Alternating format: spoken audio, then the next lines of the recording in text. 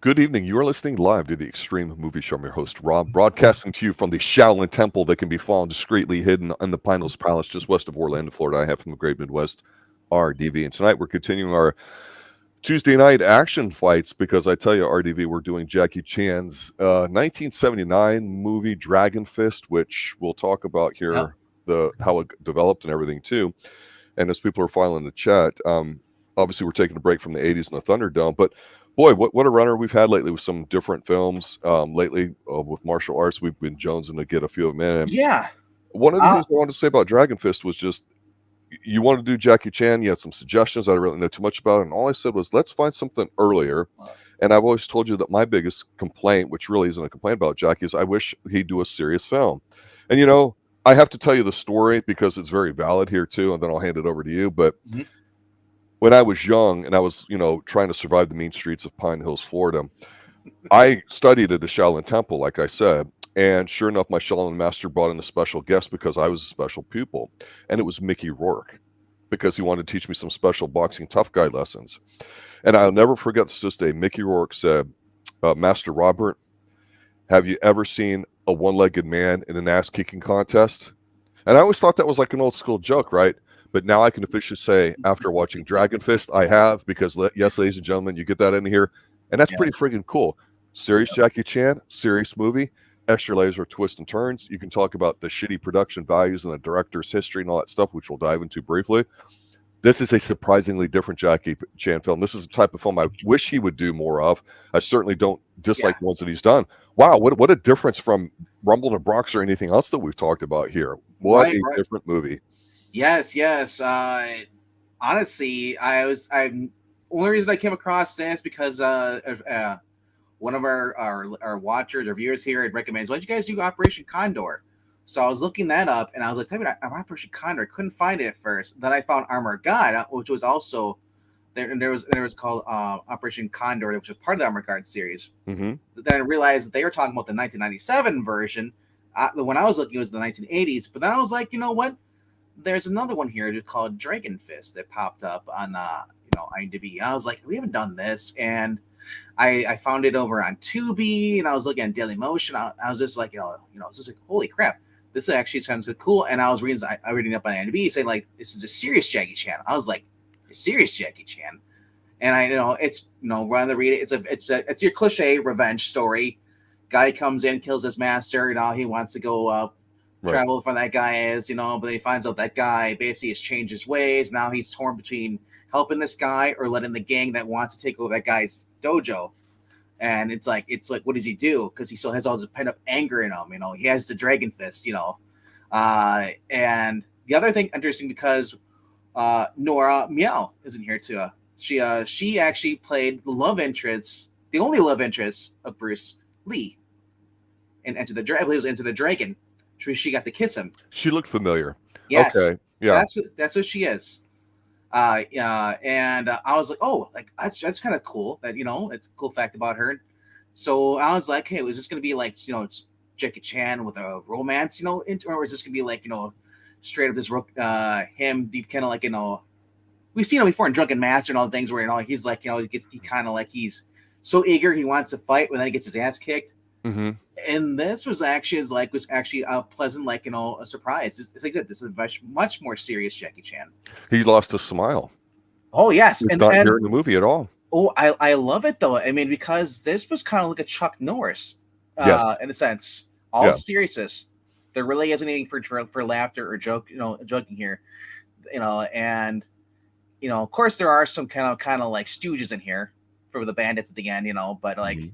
apart from that, this is like you don't know. So all you know is this guy basically who came in, challenged his master, who just won this tournament as the best, in the world, whatever, And then, this guy shows up, challenges him, beats his master, and then his master, Jackie Chan's master, dies from internal bleeding.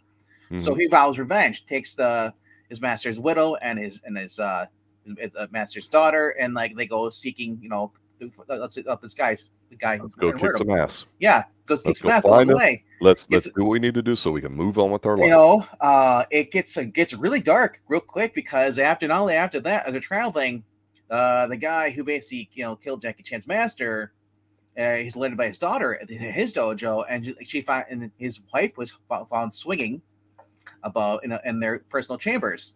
She hung herself, and he reads the suicide note saying, "It's like, it's like I understand that why you did, what you did, because I had a lover's quarrel with this man a long time ago. He did a revenge, but I hung myself, and basically in hopes that basically like Buddha, whatever, smiles down, it allows the help you get into heaven, and this because the guy feels so remorse, after this, he takes his own leg off."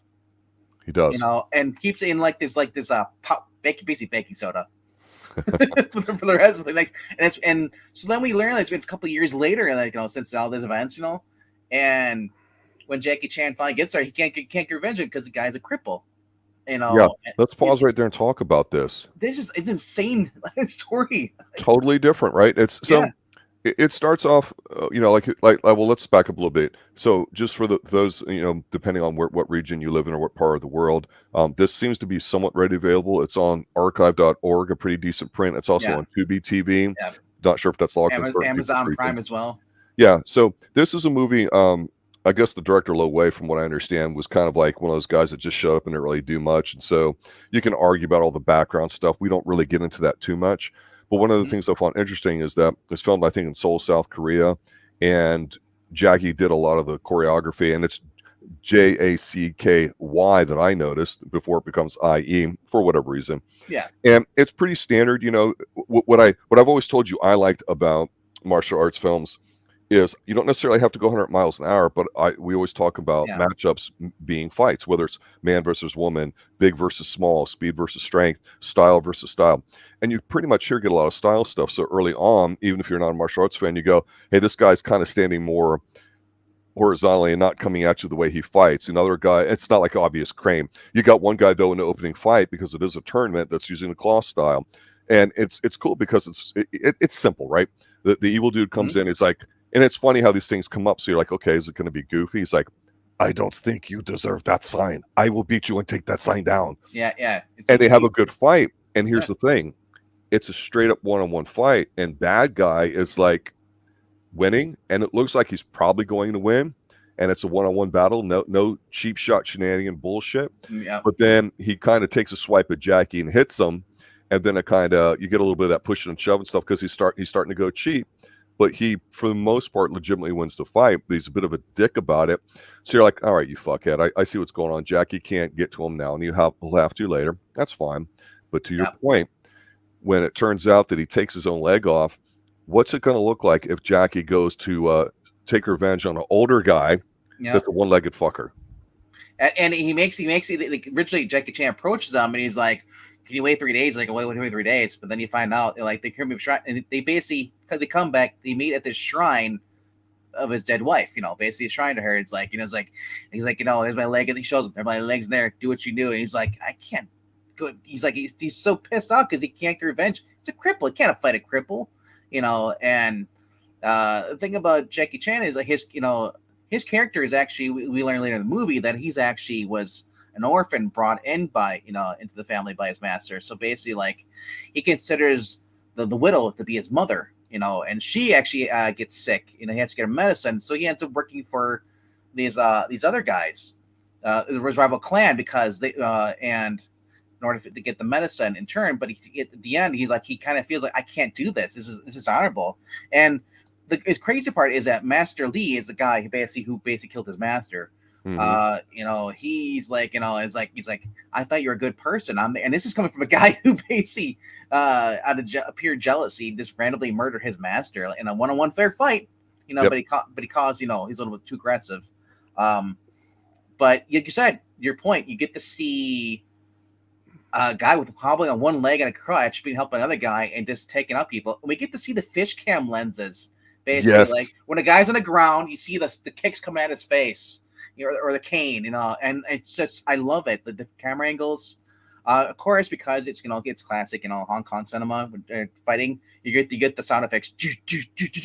Well, what I always said, I said that one time early on, I think in one of Jackie Chan's, if I remember correctly, I said that these older films have a certain style, and to me, I like the sound of the whoosh, whoosh, whoosh, whoosh, Yes, whoosh yes. of the arms and all that, because you have to dub that in. The old 60s sounds of gunshots and stuff, if you heard them on Star Trek, you heard them on the Wild Wild West or other TV shows, canned stuff you don't think about. But here I was like, Yeah. ooh, the way their material sounds as they're moving through the air. And Yes. let's just get this out of the way about the fights. There's a shit ton of them. There's great volume of them. I don't have a problem with these being what I would call half speed or deliberate speed. I don't mind that at all. Yes. We know they can go faster and hit harder, but they do go pretty hard. Yeah, they do actually. And actually, it does get faster than most of Jackie Chan's movies, you know, with comedy ones. Yes. With him doing the backflips, leaping over the guy. And it's just like, you know, when they're blocking stuff, it almost looks like you're watching the movie. It's like, okay, so like first they're like kind of like block, block, block, block, block, you know, half speed. But then as things are getting serious between the two good guys, the bad guy and good guy, also it's like they're going faster and faster and faster. Like, did they speed it up? No, they didn't speed it up. That's the crazy part. That's not American Hollywood. No, they actually started increasing their speed. And you got to think about this. You know, these are people that were raised from their, you know, as a kid. Yes. In kung fu. Yes. You know, and in different styles, so they know this by heart, so they're able to go faster. The little bit of choreography, so they basically don't hurt each other. Mm-hmm. And I like it, you know, and we even got the two girls in here fighting. Yes. Or at least one of the girls fights, you know, Master Lee's daughter, who basically has no idea what's going on. Also know that these bandits were picking on, you know, Jackie Chan, you know, and I got to bring it up though. They're all alternate versions of this movie. Mm-hmm. The one I watched was 76, you know, cut. That's the only one I could find. 76 minutes. There is a 96 cut, which was a Japanese or Hong Kong cut, basically. And the only difference with it is that they show there's a kid here, her little brother gets murdered by the bad guys, and they frame it on Jackie Chan. In the original version, uncut version, you actually get to see that. And then you know, and the other part is like you get to see her boobs, because when there's a part here where she's fighting, they grab her boob and they rip the shirt. Mm-hmm. Here you see them, you hear them rip the shirt, but you don't see anything. Yeah. So it's kind of weird. So it's kind of like, what is going on here? You know, until you actually go and read it, and it's like, oh, that's what that's supposed to be. But I didn't need to see boobs. I don't care. I was just happy with this. It's a serious Jackie Chan, fast flips, you know, punches. You get to see some blood, you know, especially the master in the beginning when he's coughing up the blood. You see the blood sprayed out his mouth, you know, because he got hit in the chest. That's always good. Oh, it's just like, oh man, it's great. And it's not your orange blood either, like you see it. The bright red stuff that we really marked about in Clint Eastwood's movies there, the Dirty Harry series in the 70s. We really went, wow, this is really a bright red. There is actually a thing to the color of the blood I think they were using in TVs at that time versus maybe movies, and how it started to come across on television. So certainly no connoisseur when it comes to that blood color, but it's different than the dark stuff we see spewing today. Yeah, so about 20-25 minute mark is when you actually see this group of bandits gonna go hooligans. You know, they're gonna circle Jackie Chan, you know, and try to beat him up. And then that's when you see the girl gets involved too, and you see a lot of fighting. So it picks up with that.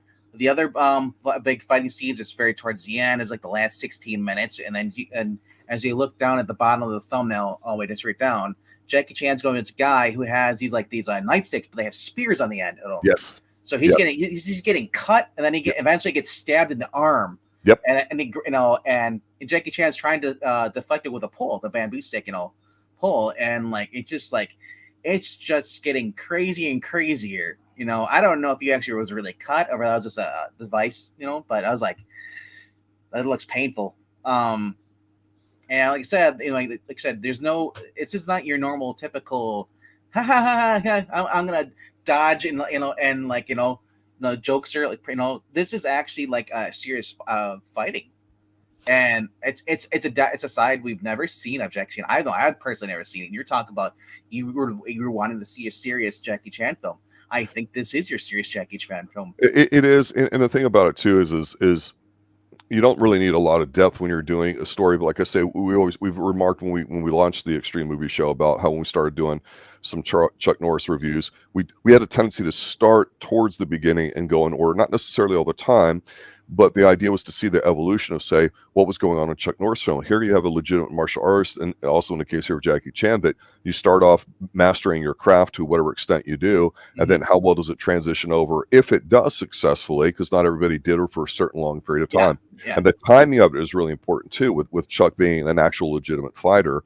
And the thing I thought was interesting about this film here is I had no idea Jackie did something that was like this. I know there's a lot of titles, but I had never went and sought them out, because my impression of Jackie, like a lot of people, even though I'm an 80s kid and you're a 2000s kid, or 90s kid, I should say, is that, you know, we kind of start with what we watch and it goes forward from there, like history does. You know, you think the world didn't exist before the year you were born. And I always liked a lot of these movies, and I don't recall this one, but I always remember going, okay, that's a different style. This is this is that. And at the end, you know, of all the Chuck Norris movies, we said we always save the best for your finishing move and your end. You go apeshit crazy with everything you can do, because then you lose the meaning of what happens. So what happens here, going from the second act to the third act, you're right, he has to kind of go down incognito with the evil bad group to get medicine and this and that. But ultimately it comes down to the fact that he's going to take the guy that originally was the bad dude, team up with him to go defeat the really bad guy that we didn't necessarily see at the beginning. And it's like an improved thing. So what they do is they literally carry this one-legged guy to an ass-kicking contest. They go through the whole big fight scene of all the grunts and grundoons and, you know, all that. The ladies get a chance to fight too, but you get multiple fights going at the same time. You get the big group coming out. You got some stuff with the swords, but then he basically has to defeat, you know, 3 people. And before even talking about that, the scene that I thought really stood out was that they did an extended part of this fight sequence where it was kind of like if you ever did like a potato sack race or a 3-legged race where you tie your leg together, you know, like when you're a kid. They actually took this guy with one leg and had him fighting, because he had his cane, you know, under his arm and this and that, and doing stuff. And I thought, I've never seen something like before, and it's cool. And I know some people in martial arts films, like I don't even know the name of it, Kingsman, I think it is, where a guy has an umbrella and does stuff. We've seen all this shit before, but you've never seen a guy that's physically compromised like this, that's doing stuff. Or you see a woman that obviously doesn't have the physical strength to stand to take on a guy, so she should rely on something different. But I just like, damn it, that's kind of good. You actually having to use this guy here at the end, and they don't shy away from doing that. That's good stuff. And you bring it up because there's been times where you've seen people who are handcuffed together and they have to fight together, or they have to try and ride a motorcycle together, like in Tomorrow Never Dies, you know. Yes. Or we just saw in the latest Mission Impossible movie where they're handcuffed together and stuff. Right. I love that when people are basically like in a handicap and they have forced to work together and to fight as one. That's really cool. Yeah. But I mean, like I said, this movie was like such man. I had no idea if I was gonna like it or not, because like I said, I caught the IMDb synopsis review said, and so I said like, oh, it's like, you know, it's kind of slow, but it builds up, and I was just like, okay, I'll give it a shot, because Jackie Chan, you know, and it's one I haven't seen again before, and I was just so pleasantly just like happy to see like the fighting, you know, just basically progress. It gets faster and faster, much more crazy flips, dodges, you know, and just punches. And it was just, and then when they went to the weapons, I was just like, oh, this is just so great, you know. I mean, we've seen before in Drunken Master where people, you know, he gets hit over the head all the time, or it just like hands, and I always like, Three Stooges shit. Yeah, there's none of that in here too. Right. I also want to point out though, real quickly, that this movie actually was filmed before his I think it was called the Eagle thing. It was called Eagle something. Right. I just saw it. He just did a movie called Snakes in the Eagle Shadow, which is another one I want to review, and Drunken Master. But because at the time when they filmed this movie, they didn't have the big of a budget, so they couldn't release it. So after Drunken Master was a huge hit, then they released this. So when you go to watch those movies like Drunken Master, it's like, whoa, this is totally different. This is much more serious. And honestly, I guess maybe the Drunken Master and him just be the comedy got him paid more, because more people were receptive to that. But I still like this. I mean, obviously the 80s, you know, he started doing the bigger comedy kind of action stuff, drama stuff. We saw Police Story, you know, and it was Armor of God, and like I said, and they needed the Protector. So, you know, Super Cop, all that stuff. You know, so you go into the 90s. This was kind of almost like their attempt to make him the next Bruce Lee. Yeah, and basically the whole thing going back to Bruce Lee is who's really going to fill that void. And I think it Yeah. was 3 movies that he did, and he might have cut and edited some up and given them different names, whatever. But the idea is that there's definitely an appetite for these kinds of films. And when you see a lot of these older martial arts films, whether they're the like Golden Harvest or some independent guys, it's just I don't know enough about to say, well, when you're watching a Hong Kong film, you can identify it by this versus the Chinese mainland ones, because there's a difference. When Chinese went full communist, everybody went over there, flew to Taiwan, and that's why there's the current issue in today's politics with it. But the styles of film and how they went were different because Hong Kong was a British protectorate, so it was completely independent of the mainland. Things changed since the late 90s. Yeah, so it's interesting because a lot of these older ones, I would simply say, does it happen outside in a castle, like around 1 o'clock, 2 o'clock after siesta, and you all start beating the shit out of each other? Then somebody brings in a weapon. Then there's a different style. Then there's a 2-on-1 or a female and all that. Then there's the big fight at the end. It's enough to make you happy because, like I say, the sheer volume of fights in here and displays of different styles are definitely here, regardless of the speed. They do save the best for last. It's a simple formula and it's just so effective, but nobody seems to do it anymore. Yeah, the story was actually really good too. It was a murder mystery as well. Yeah.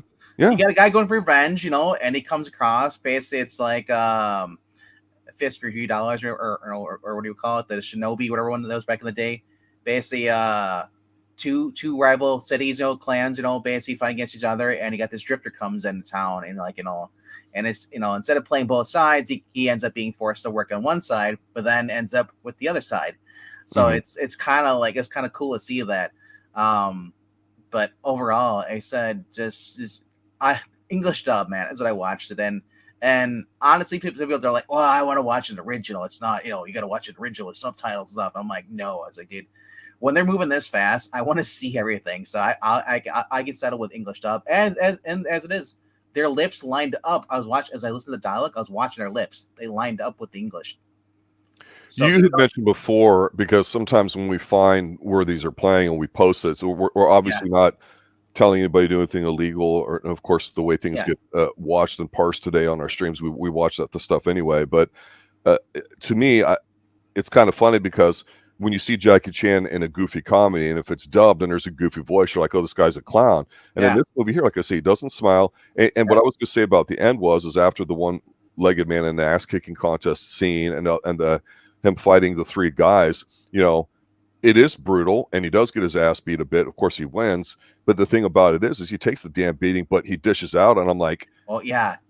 I was surprised to see that on his face, and I thought, I like that, and I appreciate it so much more because of what he had to go through here. He couldn't kill the original bad guy. He had to think about what he had to do. And then a revenge film, while simple enough and pretty easy to give you a starting point to do something for a movie, and sometimes that's all you need, this did have an extra layer to it that was really unexpected, and you do not see it a lot in these types of films. Yeah, this was serious Jackie Chan with with a murderous intent, because he really does take his anger on these guys. He just one guy he literally much kills, and then at the end he kills the other guy too. And he just he's to the throat. He can he's one of the things he keeps chopping the guy in the chest, which he can take the wind out of. He can also crack ribs and all this stuff. And then you see him like this turn the guy's throat, but then they cut away and you hear the guy. So obviously he's probably grabbing onto the guy's vocal cord, or throat, windpipe crushing it. And it kind of. Thank you for stealing that, Patrick Swayze. I appreciate that. I know, right? But I mean, so you then it just kind of ends there, and it's so dark because it ends, at the fight. It zooms out the dojo. You still see the dead woman there on the side, and it says end. And I was just like, whoa! It was just like she's just slumped over on the side, because these bandits, the whole thing was basically the trick, basically to get Jackie Chan on their side and stuff. And also they wanted to basically only way they could fight honorably, because this was the most respected clan in town. These bandits, in order to fight them, they had to basically send their own guy in, make it. They killed the kid, and then they were killing people throughout the movie, but you didn't know who was killing it though.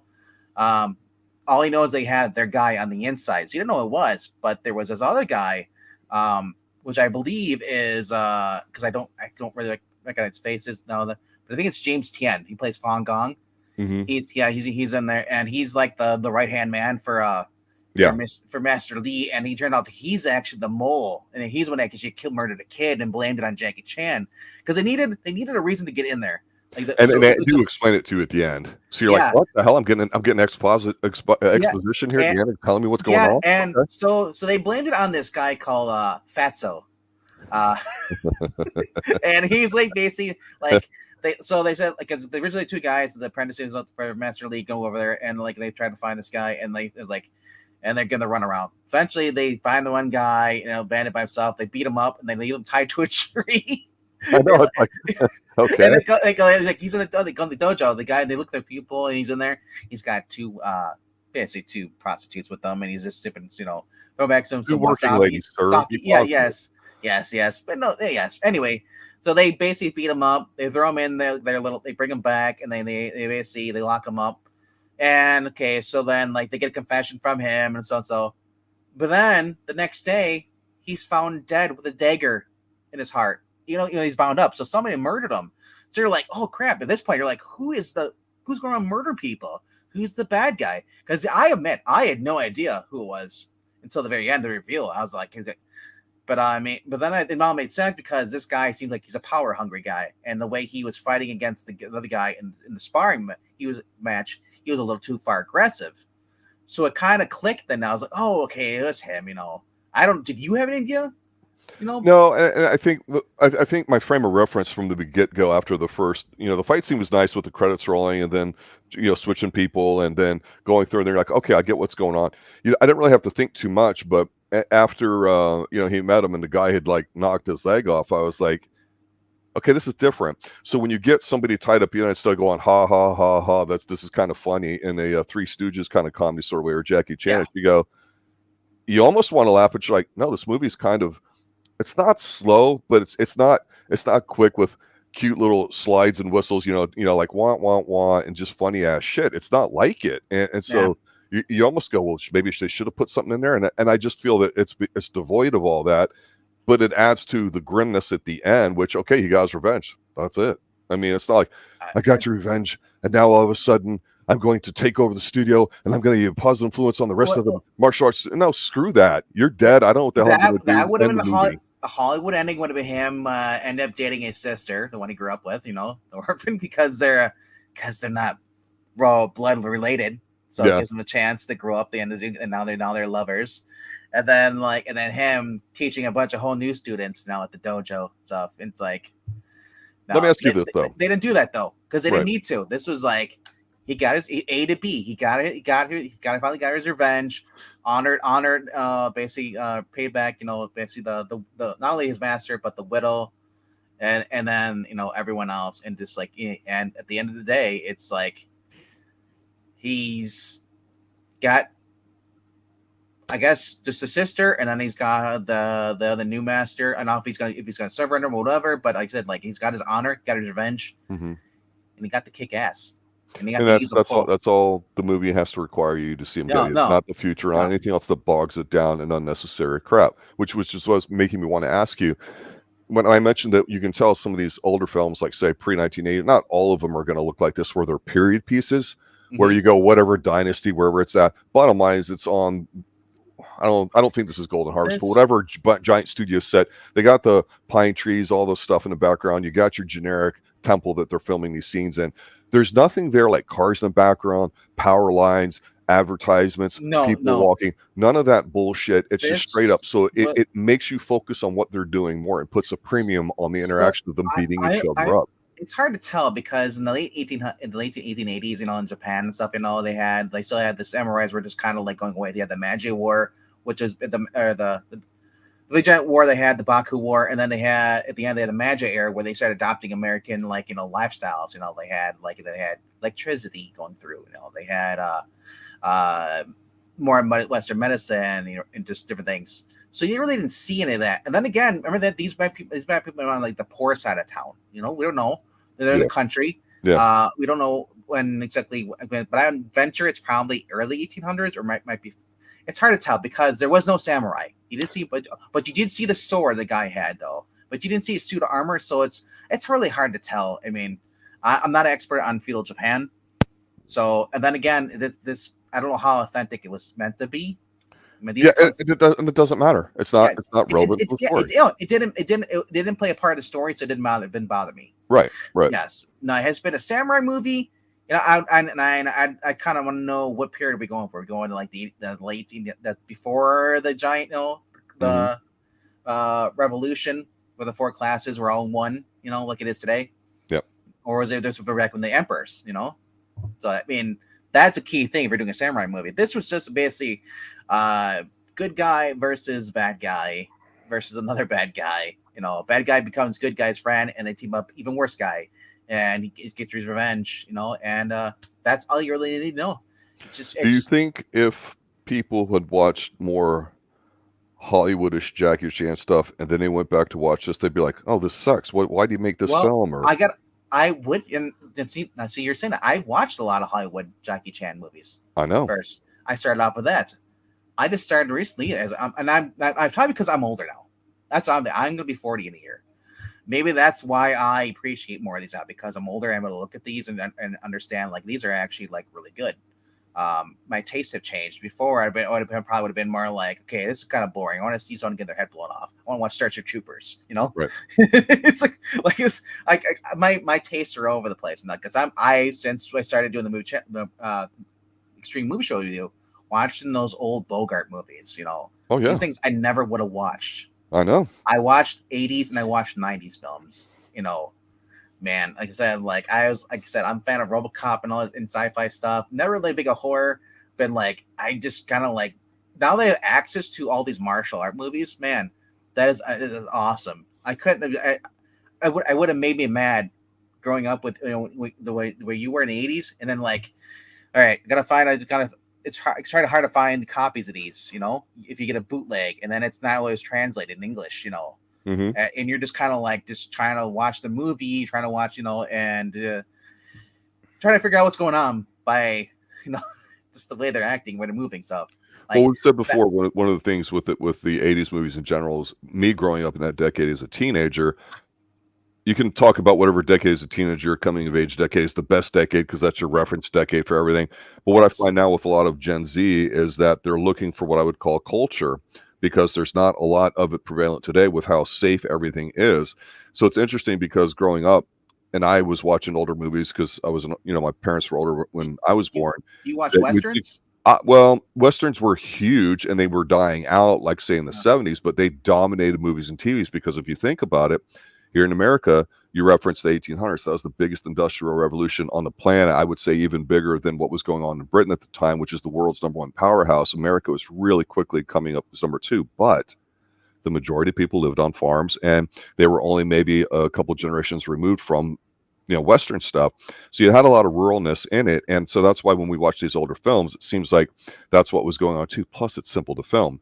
But later in the 80s with some of the stuff that we've watched would cover, like I always talk about, was it Super Cop with Jackie Chan in the mall where he falls through all the glass, and other films where they're filming in Hong Kong, or the synth score, and they're 80s yeah, wide. And it feels that. I think the challenge then is how do you modernize it for back then, especially like seeing the Cynthia Rothrock films.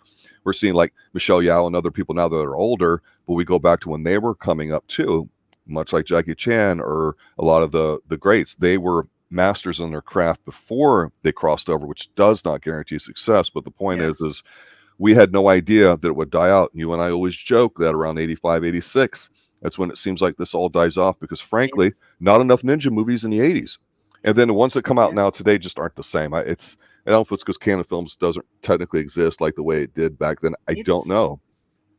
I think what it is, we have access to too much stuff. Back then, it was really narrowed down, limited what you had access to, especially United States. Westerns were big because that was what Hollywood produced, was westerns. That's what Uh, people wanted to see. They were smart. And there's yeah, different types of yeah, Westerns. yes. There were television shows, you had movies, you had a lot of cool stuff going on, and then you had martial arts blew up in the 70s in Hong Kong and China and all that stuff in Japan, and then it was kind of like sprinkled here. Here's a sampler Yep. if you get your hands on. Yep. And then by the 90s, it's kind of like it kind of faded away a little bit as far as martial arts movies. And you had some stuff, but it became more action than it was martial arts. You had American Ninja, the Dudicop, maybe Chuck Norris, but like it started aging out. Yeah. Now, if you want to, I mean, it's still kind of coming. It's kind of coming back with the, they're still making martial art movies. Donnie Yen's still trying to keep it alive. Jackie Chan has been more. He's this kind of basically done. He's always done since the 80s. Well, they're older. He's he's older, but I mean, he's basically doing the same thing he's been doing. He's been doing kind of like the martial arts, kind of mixed with just basically this reactionary ballet. He does a lot of sci-fi movies. Yep. So that's he's leaned into that heavily.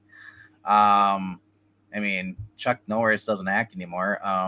And like they're all aged out. I mean, I said like there's Tony Ya, who I don't know what he's done other than his Bach. I mean, he was in Spankables in a cameo, but like it's kind of dying out a little bit more again. And honestly, I think that with the way streaming is now, and then not only us, but I mean other people that may be on YouTube might be you might see it come back a little bit.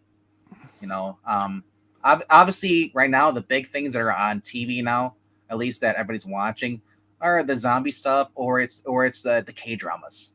That's a really huge thing now for as far as Americans go. Martial arts kind of like it's there, but it's majority of the people are older that are into it. As far as the kids are more into the anime.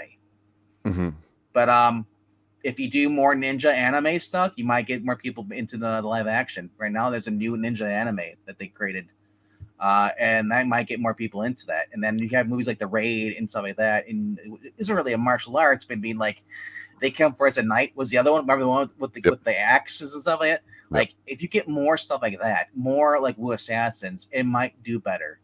But like I said, this generation right now is so focused on sitting in the middle of the streets than they are watching movies. The other thing too is it's like I think it's on Netflix. I think there's a show on there called House of Ninjas, right? Yes. So what is it's about like a modernized ninja clan that tries to keep it under wraps. Shogun is out right now too. Well, I'll mention that here in a minute, but the House of Ninjas is that there's like secret clans and this and that, and so there's a little bit of the West Side Story, which is really just another version of the southern ones that go against each other, but people meet and there's a cuteness to it, and it's okay, but it's really not about ninja stuff. It's a drama that has ninja stuff in it. Hatfield McCoys. Hatfield McCoys. There you go. Exactly. So, I mean, that's a classic thing that's come up. Yeah. And so when you talk about other stuff that's out there, I'm like, it's not grabbing me because it's not about the art itself. This movie here, yes, it's a revenge film. That's the human thing, and it's portrayed through the martial, art of all the different styles they had. And it was one school versus another school. One guy gets a little cheap shoddy or whatever, and it sets it off because there was a standard about fighting clean, and that's what you see. So whatever happens in this film, but it was the emphasis in the film world in this particular film was on the martial arts itself and then the human part. But something like The Raid, you could say, wow, this is incredible cinematography. There's a shit ton of action. There's this and that. But I've told you before, to me, I really draw the line between hand-to-hand kicking ass versus when you put guns in there. Yes, I know Jean-Claude Van Damme's older and he has guns and he'll still do stuff because it's a signature thing. Yeah. But there's something lost. I'm not saying he can't do it, but I keep waiting for the Jackie Chan movie where he comes out and he's the guy that's got the really long hair and a ponytail, the really long hair with the white fingernails, and he's a master teaching somebody how to do it. Because you're older, accept the role that you're in and do it. And Jackie can do whatever the hell he wants. He's a mega star. I appreciate it. But I think the emphasis on the art itself, whether it's Shaolin, whether it's ninja, whether it's this, whether it's that, other than a couple things you and I have intentionally tried to seek out, whether they're kickboxing movies or other things, you don't have that variety right now. At least if it's there, I'm not seeing. If you're seeing it right now, the closer you're going to get to anything kids watch anything with kung fu is Kung Fu Panda. And now it's not the same, but that's what kids are drawn to these days. Now, like I said, if you are, like I said, older, or maybe if you live over in Japan, maybe it's different, but I mean, I don't even know if they even still teach kung fu like they did back then overseas. Oh, yeah. Are they still doing that? Okay, that's good. And the whole modern version, the past 20 plus years with MMA fighting, the emphasis is on that stuff. Ultimate Fighter was really huge. I know I know some people that run some studios, but the bottom line is what are you doing it for? Because it's cool, you want to beat somebody up, or just for exercise, or because you're seriously interested in it. Back then, the access to it was a little bit more limited. Now anybody can take it. So if everybody does a couple lessons, they think they know it, and you lose something in it, because if you're learning it because you want to defend yourself out in the street, you're going to want to actually probably take it more like Muay Thai and some things in there, rather than karate or this or that. And of course, having a gun works. But it's just, you brought up something I wanted to mention with Shogun. I know that's the latest hot thing because it's very slick produced. The chick who's annoying as hell in that really horrible show Godzilla that I watched because Kurt Russell's in it, she does a good job doing what she's doing in there, which is shut up, play both sides, and just have that blank look on your face. It's the Asian counterpoint to Kristen Stewart's shitty looking resting bitch face. The thing with Shogun is that story's from the 70s, James Clavell. It was already done. I don't have the problem redoing it. I don't know if they introduce woke stuff in it, modernize it. I really don't know. I've had it on while I'm doing stuff around the house, but for some reason, even though the lead guy seems kind of interesting, I just keep thinking of Chamberlain from before and how it was a big deal then, and it just doesn't seem like it's as a big a deal other than, oh my God, people didn't know about this stuff. Well, it's a fucking drama that's got stuff in it. To me, that's different than what we're talking about. And there are other martial arts fantasy movies, like The Kingdom, which was on Netflix. I don't know if it's still going. I've not seen that, but I know that was big. It's on there.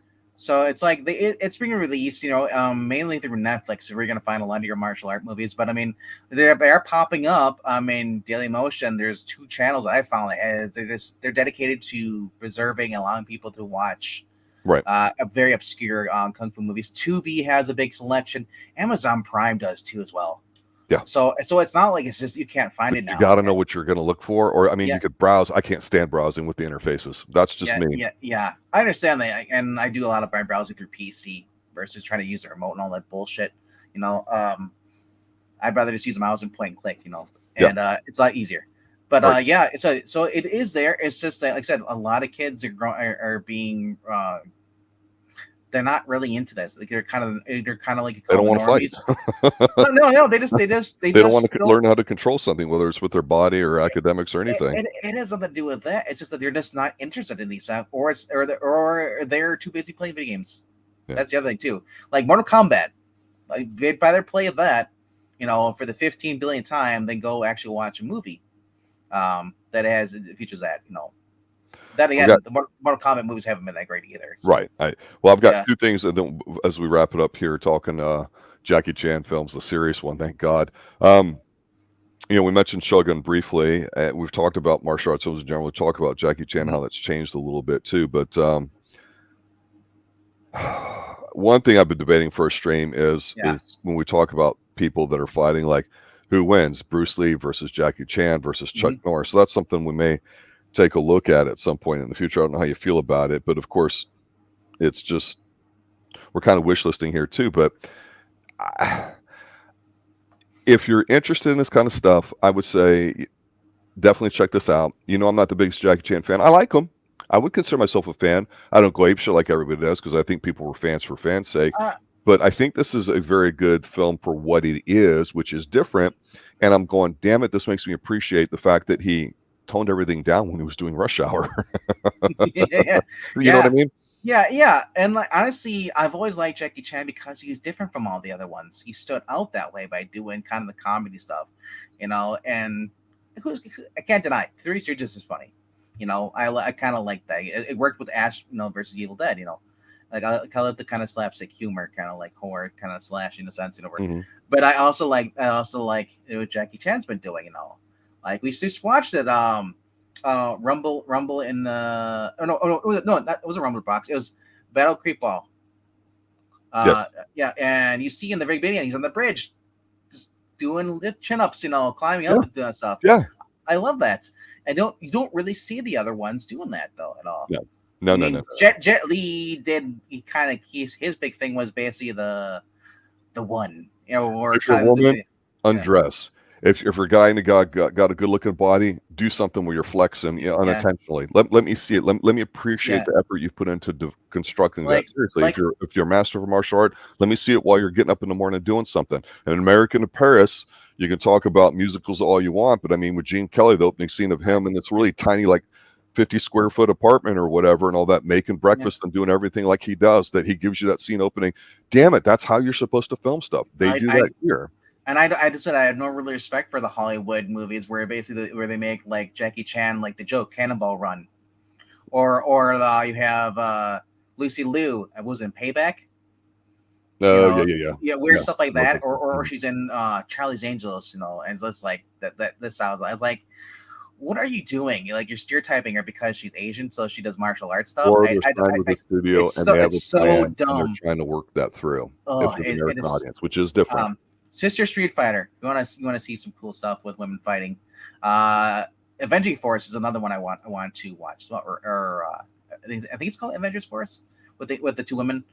Like I said, a lot of the stuff I'm finding out because I'm going through watching movies. We watched Eastern Condors on a basic recommendation from one of our viewers. Thank you for that.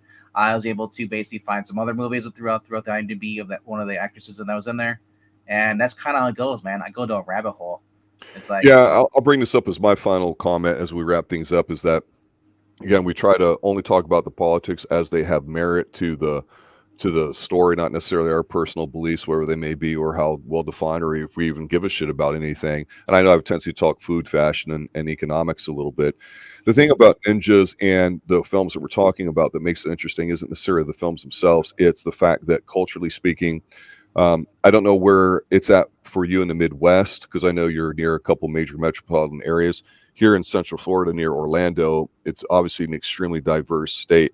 We have something being heavily promoted that it's been around that some people have said you've got to go see it. And there's a traveling show, and I don't mean Cirque du Soleil, which has been around for a while, something and all that.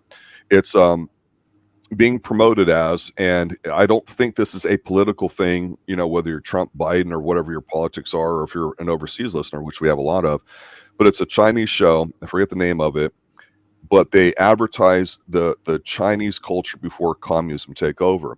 And I'd mentioned that briefly in here because when communism started taking over in China and things happened, it's like if you're a poor farmer back in the day, the whole ninja stuff was basically farm weapons. So you learned a martial art by using farm weapons. Why? So you could kind of be undercover. You learned how to hide what you did, whether it was dancing or certain things like that. Like if you're from Africa and their style, and so there's something pertinent to the Chinese culture before communism take over. You mentioned Shogun. Japan's always been very militant, so they're very honor, duty bound, allegedly, and that's what Shogun tries to demonstrate. And you go, this is fucking stupid. They shouldn't work. But if you understand their culture and see the conflict, it's just something different. So to me, seeing this Jackie Chan film, even though it's a revenge film, it's got a little extra to it, it's worth watching. And I by no means consider myself an expert when it comes to the differences in it, but we try to point them out to what's new and all that. So I'm glad we reviewed this one. I just said, hey, let's go earlier just to be different. I had no idea what I was expecting. So this is an unexpected plus. You can find it on TV, archive.org. Good prints. It's a good film. Angry Jackie Chan. No jokes allowed. Literally, it's great. And then, not to say that I don't like seeing him in when he jokes around does stuff, but this was just all the way through the story, the fighting, just is great. Check it out, man. Drink it in, man. That's it. Stop. No, I will not stop. I'll never stop. All right, yeah. So basically, if you guys like this, we ask that basically, click like, and if you've watched it, let us know what you thought of the movie. Did you like this? Do you prefer serious Jackie Chan, or do you prefer more of his sci-fi kind of comedy slapstick stuff? Down below in the comment section below. And as always, we thank you for watching, and go check out some of our older movies. And give us some. We need to watch time right now, so if you can do that, we thank you. And if you can't, we'll just say share out the channel. Word of mouth. Yeah, we appreciate all that, guys. Spending time with us is always fun. This is exciting. Just talking about what we enjoy and all that, not hate watching. Thanks for dropping by, Jim, and anybody else who might be watching that's not in the chats. Thank you, and those watching the replay. Good night now. Namaste. Later, everybody. Later, guys.